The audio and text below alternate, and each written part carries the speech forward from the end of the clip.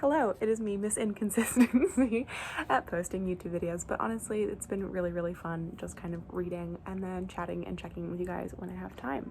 I am sitting in my backyard, so scenery is a little bit different, but I'm going to be doing a May and June wrap-up. This video is graciously brought to us by my uncle, who has given me gift cards over the holidays that I have spent on books. So thank you, Uncle Pat. I love you so much. And this is why I have 2 physical copies with me currently. Without further ado, let us get into this May and June wrap up. The first book that I read in May and June, or the first book that I read, was Happy Place by Emily Henry. Now, I immediately picked this up as soon as it released because I needed it. Now, was I going to buy it immediately? No, because if you guys can tell, it's a hardcover, and every other Emily Henry book is paperback. And so immediately I had a bit of resentment towards this book. And the other reason I had resentment towards this book was because the spine is the same color as the cover. And if we know anything about Miss Emily Henry, her spines are always a different color. Beach Read is blue, People We Meet on Vacation is green, Book Lovers is orange. This one is all pink. It's very upsetting to me. But I decided to pick this up anyway because I was seeing all the hype and I needed to read it. Second chance romance is definitely not my genre or my trope specifically that I typically gravitate towards. And so I went into this book with expectations of an Emily Henry read. But also I wasn't going with the expectations of my love for book lovers and beach read, also known as beach lovers. So with that said, that is what I went in with this. And I actually enjoyed this book quite a lot. I gave it 3 stars, and now I'm going to explain why I got 3 stars. Now, second chance romance was not typically my trope, but I loved the characters in this book. I thought that the found family and the vacation and the plot was beautiful. I loved that there was the time jumps where we kind of went backwards to when and what is her name? I never know. Harriet. I liked that we went back in time to when Win and Harriet first were getting together, and then also presently, so we kind of got to understand their story and watch them kind of form the relationship that they had today. I also liked that the side characters had their own backstory and things happening to them within the book and things that really related to what was going on. Because while the story was mainly about Win and Harriet, we got to see the other couples, their struggles, their backstory and everything, which I really enjoyed. The sleepy little town of this book with their grocery games and all of this fun stuff made it such a pleasant read. I will say the one thing that I really struggled with this book was the pacing. The beginning felt like an amazing Emily Henry book. It sucks you in, you fall in love with the characters, and I was so happy. And then the middle hit, and there was about 200 pages of filler, which made me really sad because I was like, I'm enjoying the stories, I love what's happening, I'm getting more information about the other characters, but I'm also not really following Win and Harriet, or I want to see a bit more romance between them. So for that reason, because this wasn't necessarily my trope and that there was a lot of background to kind of explain to where the characters were and how they were falling in love, at times it was a little bit lengthy. So that's why I gave it 3 stars. It's an amazing Emily Henry book. I loved so many aspects of it, but there were also aspects that kind of missed the mark a little bit for me. And the next book that I read was an audiobook, and that was Legends and Lattes. Now let me tell you, I had seen so much about this book and I had tried to get my hands on the audiobook for this book or the physical copy for so long, and I literally could not until my library got a hold of an audiobook copy, and I immediately listened to this book. It was the coziest little fantasy you've ever heard of in your entire life. It's about an orc who starts a coffee shop to kind of get away from all of the violence in her life of what she used to do, to kind of get away from her past. She wants to start a new life, a fresh start, a cozy start. And there in Thune, she meets a bunch of friends that help her build this coffee shop, run this coffee shop, and really show her the simplicity of like happiness almost. I don't know how to explain it, but it was just such a sweet read. Thimble the little mouse baker was like absolutely adorable. Like I gave it 3 stars as well because I really enjoyed it. I was transported into it. It was a cozy kind of book, and I loved the LGBTQ aspects of it. The next book that I read was actually a reread, and that was The Bodyguard. Now this book was such a fun time the first time I read it. I gave it 5 stars, I think, the first time I read it, and this time around reading it, I still really loved it, but I only gave it 4. This book was actually nominated for Best Romance of 2022, and I can totally see why. I originally found this book when I watched the interview on Emily Henry's Instagram with Catherine Center, and this book is so much fun. It's kind of a gender swapped bodyguard. Like, I feel like a lot of the books where there's like a bodyguard, it's always the guy kind of guarding the girl. I really liked how she was the bodyguard and he was the celebrity. So our character Hannah, she just got out of a breakup with her kind of like work partner who works for this exclusive body protection agency. And she gets assigned to protect pop star Jack Stapleton, who's kind of stepped out of the limelight after an incident with his brother, but is going back home to see his sick mom, and so he needs protection. So Hannah ends up posing as his girlfriend, but really she is his bodyguard to make sure that he is safe from the stalker situation that is occurring for him. Jack Stapleton's family is so sweet. Like, his mom is so sweet. There's kind of tension between him and his brother. I don't want to get into why there's tension because I just tried to explain it and it totally spoiled like why there was tension. So I'm not going to explain that, but there is a little bit of pushback between Jack and his brothers and a little bit with his family. Through spending time that Hannah and Jack end up realizing that there might be feelings here, and it's such a fun read. Like, it's on a ranch. There's like a little swimming hole. Like, there's just all of these fun, cute things that happen in this book, and it's just so wholesome. And I would 100% recommend it. I gave it 4 stars. It still stands the test of time. I really enjoyed this book. It is so sweet. The next book that I read, you guys are going to cackle. It is The Last Sacrifice by Michelle Mead. Now, this is the final book in the Vampire Academy series, and I have finally gotten my way through it. I think I started the Vampire Academy series back when COVID was like at the very beginning, like back in 2020 when I just started getting into reading. I feel like it was like around there, 2021, when I first started this series. And let me tell you, I was not invested enough to read the physical copies of this book, so I Libby audiobooked this series. And I audiobooked the first book, the third book, the fourth book, and the fifth book. And then I couldn't find the sixth book. And then you might be asking yourself, Ellie, hold on, you're missing the second book. And to that I say yes. I did not read the second book in this series, and I will explain this briefly here. Because there is so much repetition in these books that it really just grinds my gears. I didn't need to read the second book because I can basically tell you the plot of the second book from reading the third book, because there was just so much repetition of like recap of what was happening in the second book. So I feel like I've basically read it, you know? It's really great. But anyway, I finally got my hands on a library copy audiobook of This Last Sacrifice, the final installment of the Vampire Academy series. And I have a lot of thoughts, so let's hop in. My first thought is that why on the sixth book, the final book of this series, are we like still explaining the most basic concepts of this book? I'm sorry, but if you're on the final book of a series and you don't know that our main characters are Moroi and like what a Moroi is on the sixth book, that is concerning. If you don't know what the villains are that we've been like hiding from and fighting this entire book series on the sixth book, I can't. It's the re-explaining of what the Vampire Academy, Vladimir Academy is. It's re-explaining what Strigoi are, the Moroi, why Rose is Vasilisa's bodyguard. Like, it's re-explaining just every key pivotal detail of this entire series that really gets me every time. And you might be asking yourself, Ellie, why are you still reading this series or listening to this series? And to that I say, I am determined to get through this series because I watched the original Vampire Academy movie, and I just have this nostalgia from watching this movie that I had to read the series, except for the second book apparently. I would say that this was a nice recap to the end of the book series. I would say that I enjoyed it. I gave it 3 stars. It was a fun time. Like, it's a fun read. Repetition, but fun. And so I gave it 3 stars. It was just kind of like a nice conclusion to the end of the book with a lot of repetition on key things that happened. I enjoyed kind of like the runaway aspect that Rose had to do. That was kind of an homage to the first book of when she and Lissa were like not at St. Vladimir's.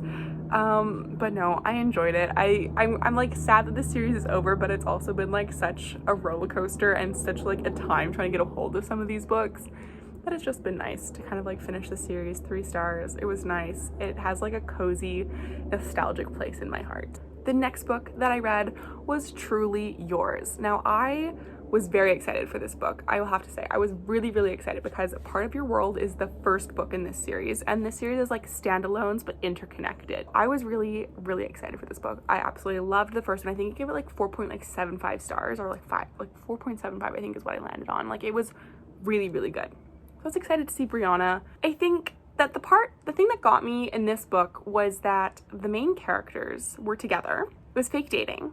We love it. I thought that the beginning of this book was so adorable with the concept of them writing letters and like notes. It kind of brought me a little bit back to the flat share, but like these notes were more detailed, involved, lengthy. So I really enjoyed that aspect. However, I didn't like the very key plot point that was here. So basically, Jacob is donating his kidney to save Brianna's chronically ill brother and sick brother. And so I was really hoping Brianna would not find out that Jacob was doing this, because I knew Brianna found out that Jacob was doing this, then in their fake relationship and everything that they felt towards each other was just going to be like, oh no, she just likes me because I'm giving her brother my kidney. And unfortunately, very early on into the book, Brianna does find out that Jacob is giving her brother his kidney.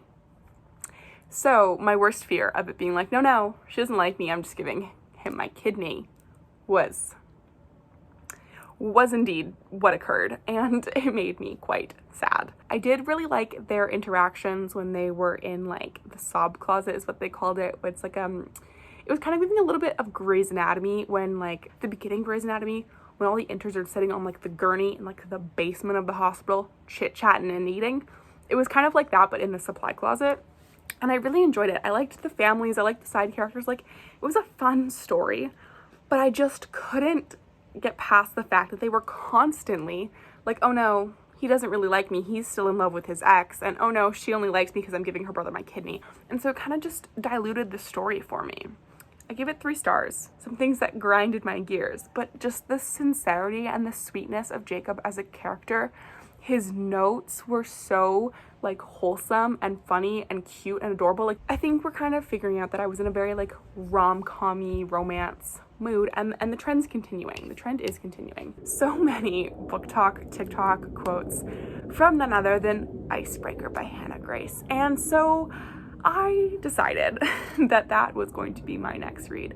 And I went into this book so ready to not like it. I was going into this book almost as a hate read at this point, where I'd seen so many quotes that I was like, I'm not gonna like it. I actually really liked it. It was the perfect like fun, lighthearted sports romance of just like college antics that just was just so entertaining. Like, how many times can I say the word just? But seriously, it was so fun. I gave it 4 stars. It was so fun. So Stassi is a figure skater at her university, and something happens at the university and they lose their ice rink. So they have to share an ice rink with the hockey team. Now, Stassi has sworn off hockey guys. She is absolutely not playing around with them, and she's very focused on Team USA for figure skating. And so she then kind of runs into the captain, and Nathan is his name. I got it. He fell hard and he fell first, which I loved. And the hockey teammates, their banter, they're just the way they embraced Stassi and had that relationship with like Nathan and Stassi was just so adorable. It truly just made me smile constantly. This book was just, it jumped from laugh out loud, like lighthearted fun banter to like spice in like 2 seconds.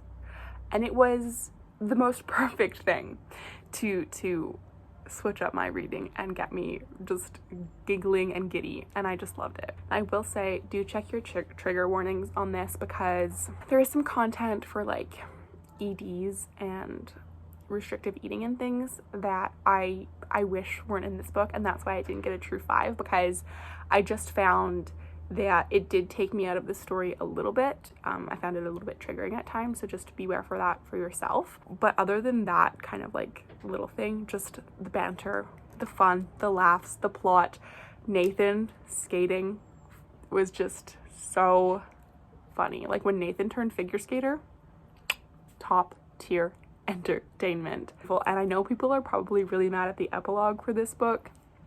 I don't want to spoil it, but I honestly think about that epilogue constantly, and I'm so happy for them. The next book that I read was Hunter, and this was honestly a wild card read. Like, this was like, I just finished all my rom-coms. I kind of wanted a little taste of Legends and Latte. I wanted a little bit of fantasy to just kind of spice up my life a little bit.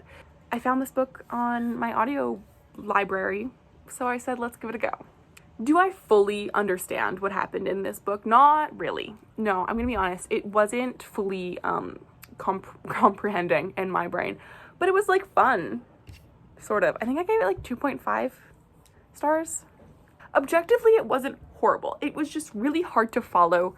I wasn't really invested. I didn't like the side characters. So this book is, from like my understanding of it, it's about a society in which there are these hunters, and the hunters keep the citizens, also known as the cits, safe from mythical, magical creatures that are outside of their kind of like border. But there's a bunch of political, not unrest, I mean like a little bit of political unrest, but also just a lot of politics of like sneaky things. So there was a lot of corruption in like the political system. So our main character Joy was brought to this city in order to protect the citizens and be a hunter. Now, she was originally a hunter in her small mountain village, but people aren't allowed to know that she was a hunter because of like the politics of like the system that when you're a hunter, you're supposed to protect the people and not live in your remote mountain village and be trained there, kind of thing. So she ends up going to the city where her uncle is one of the political people, and she kind of starts to realize that there's some things that are a little bit funky. There's a bunch of like communication done through notes with her uncle, which I found so amusing because when you're communicating with stick figures in a book, like, are we kidding me? Like, this was so funny to me. I don't know, I feel like because it was the beginning of a book, there's lots of things that were maybe like set up to then build upon, but I wasn't super invested. It didn't really make a lot of sense. Things were kind of either random, or I didn't care about like the love interest that was happening, and I don't know, it didn't quite mesh. It didn't quite fit with the book. So I gave it 2.5 stars. Alrighty guys, so you can probably tell that I look a little bit different, and that is because it's the next day. Yesterday was Canada Day, so I had a lot of family and friends festivities and shenanigans, so I was in the middle of filming, but I had to go do all of those things. So I'm back the next day, and we're gonna chat for the last 2 books that I read in May and June. This book was all over TikTok, and I originally didn't like it. So the book that I'm talking about is Fourth Wing. And now I started the audiobook of this book, and I got about 30% of the way through, and I actually DNF'd it. I knew that I would come back to it eventually because it was giving kind of Sarah J Maas X vibes. So I knew that in the right mood, I would come back to it. And I just kept seeing all these TikToks. There was TikTok after TikTok after TikTok after TikTok of quotes, of fan art, of like things that were like occurring in the book. And I was like, okay, clearly I need to give this another go. But also I was kind of in that craving a little bit of fantasy because The Hunter was such a kind of disappointment for me that I was like, I feel like a fun fantasy that gives off SJM vibes will help me right now. So I restarted the audiobook from where I left off, 30%, because only a couple weeks had gone by and I was still kind of understanding what was going on. I still had all of that in my brain. I ended up listening to that, and by the time I got about 40% of the way through, it was amazing. When the dragons entered the story, I was hooked. Honestly, the best part of this entire book were the dragons for me personally. Just the relationships with the dragons, like the communication between them, their actions, their mannerisms, just everything about the dragons just made me love it so, so much. The love interest in this book is that classic mysterious, brooding, violent kind of person, which I know Book Talk is going absolutely insane for right now.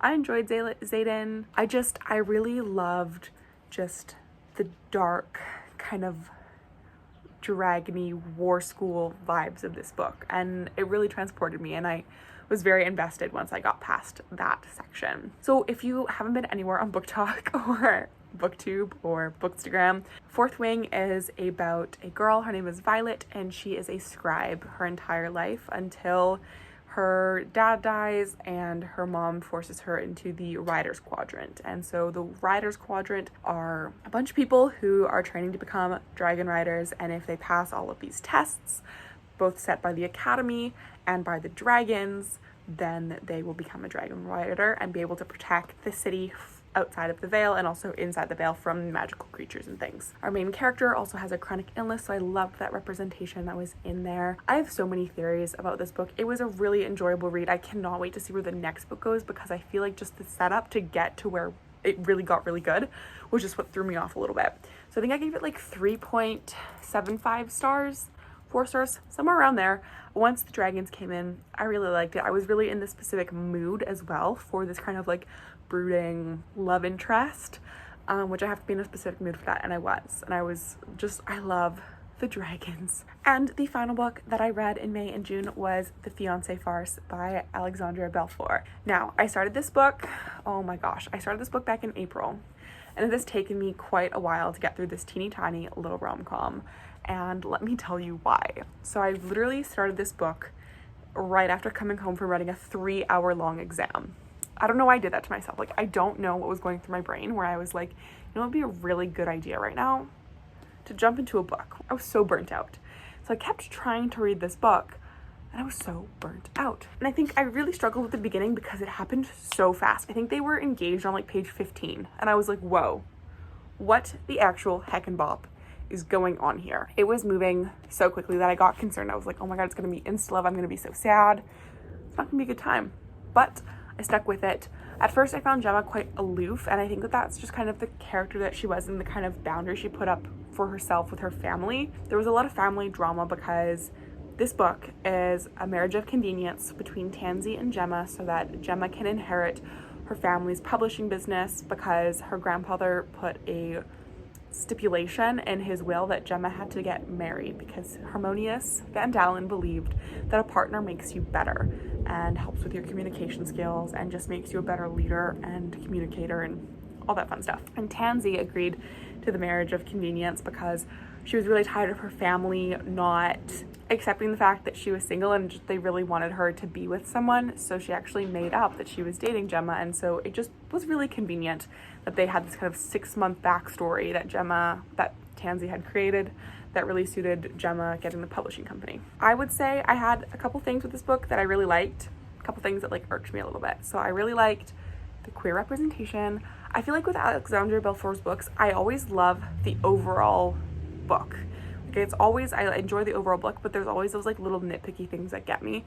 One of the things wasn't necessarily a Belfour thing, it's I hate when emojis are used in text messages in books. Like, I don't know what about it, but if I see like an emoji with its tongue out in a book, I am just like, why? Like, I know, but it's just something that bothers me. So there was that. And the other thing, which I think was purely a situational thing, was the chapters were really long in this book. I found that the chapters were quite lengthy, and as someone who was burnt out and just kind of like wanting to read like little snippets of it every day just to kind of get back into my groove post-university semester, having the long chapters wasn't 100% great for me at the time. However, I will say as the book continued, I did fall more in love with these characters. I wish that the found family was a little bit more fleshed out, but I loved Gemma's roommates and I loved what they brought to the story. There were a couple like immature little pranks that kind of made me giggle, but I was also like, you guys are pretty old. Like, I somehow in my head I feel like they're in their like 28 range. I could be completely wrong with that, but to me I felt like they were kind of older. That's why everyone was like, you need to get married, Tansy, but I could be completely wrong. I genuinely can't remember. But I feel like Belfour has the kind of books that I'm always able to kind of pick up, I'm able to enjoy. I love the representation in these books, and I feel like they're always fun. There's those little things that kind of bother me, like the miscommunication in some of her previous books. Overall, they're still a fun time. I gave it 3 stars and I enjoyed it. Plus, this cover is absolutely stunning. Like, I cannot get over this cover. Just like the details on it, the rings, the hand scrunch, just, it was amazing. Alrighty, you guys, so 2 months worth of books spread out through 2 days, and that was everything that I read in May and June. It was so much fun. I absolutely loved it. I can't wait to see what else the summer has for me, because I'm currently reading what I think will be one of my favorite books of all time, and I cannot wait to talk to you about it either soon in a recommendations video or the next time I do a wrap up. Who knows at this point, but I've had so much fun, so I will talk to you guys soon in my next video. Bye, everybody.